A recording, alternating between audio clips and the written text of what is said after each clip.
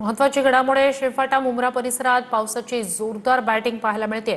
शेळफाटा मुंब्रा रस्ता पाण्याखाली गेला, अनेक वाहनं पाण्यात अडकले, वाहतूक पूर्णपणे विस्कळीत झाली, वाहनांच्या लांबच लांब रांगा लागल्या। ब्रिज के ऊपर और पानी जो है देखिए ये ग्रीन पार्क और ते दृश्य आपण पाहतोय। शेळफाटा मुंब्र्याचा हा संपूर्ण परिसर आहे। या संपूर्ण भागात एक बाजू जी आहे ती पूर्णपणे पाण्याखाली गेलेली आहे। हा संपूर्ण रस्ता जलमय झालेला आहे, वाहतूक पूर्णपणे विस्कळीत झालेली आहे, काही वाहनं ही पाण्यात अडकून पडलेली आहेत। शेळफाटा मुंब्रा हा रस्ता आहे, वाहनांच्या लांबच लांब रांगा यामुळे लागलेल्या आहेत, अनेक वाहनं पाण्यातच अडकून पडलेली आहेत। शेळफाटा मुंब्र्याचा एका बाजूचा भाग पूर्णपणे पाण्याखाली गेलेला आहे। ही दृश्य आपण पाहतोय, तिथली काही वाहनं ही पूर्णपणे पाण्यात बुडालेली आहेत। मुसळधार पावसानंतरची शेळफाटा मुंब्र्याची ही दृश्य आपण पाहतोय। अधिक या सगळ्या संदर्भात जाणून घेऊया आपले प्रतिनिधी मयुरेश जाधव यांच्याकडनं। मयुरेश, आत्ताची स्थिती नेमकी काय आहे?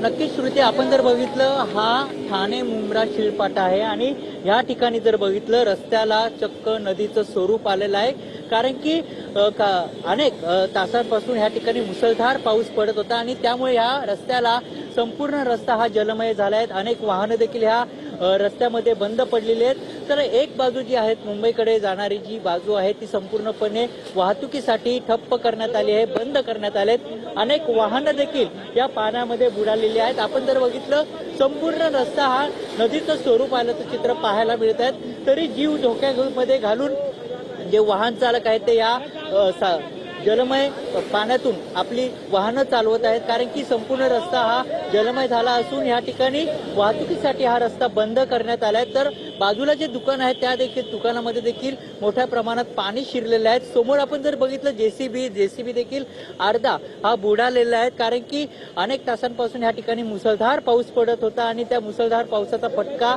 या पाण्यावर बसला आहे। आणि दुसरीकडे महापालिकेने दावा केला होता की नालेसफाई पूर्ण झाली आहे, मात्र अखेर ती नालेसफाई पूर्ण झालेली नाही, पोलखोल ठरलेली आहेत। मात्र ह्या रस्त्याचा नक्कीच मयुरेश, नक्कीच अपडेट्स घेत राहू। तूर्तास धन्यवाद।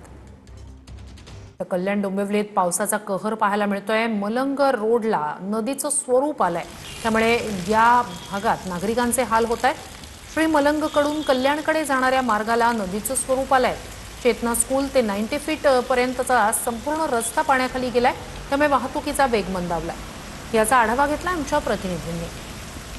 सकाळपासून सुरू असलेल्या मुसळधार पावसामुळे कल्याणमधील अनेक रस्ते जलमय झाले आहेत। मी सध्या उभा आहे कल्याण श्री मलंग रोड परिसरामध्ये आणि आपण पाहू शकता या ठिकाणी माझ्या पाठीमागे हा पूर्ण रस्ता जो आहे हा जलमय झालेला आहे। एखाद्या नदीचं स्वरूप या रस्त्याला आलेलं आहे।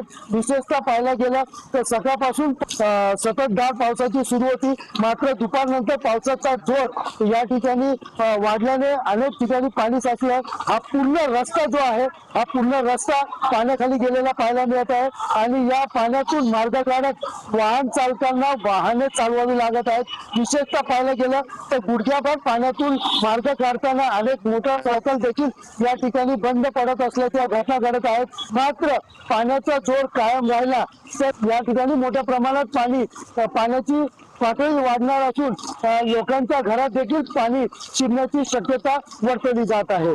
सुनील जाधव, TV9 मराठी।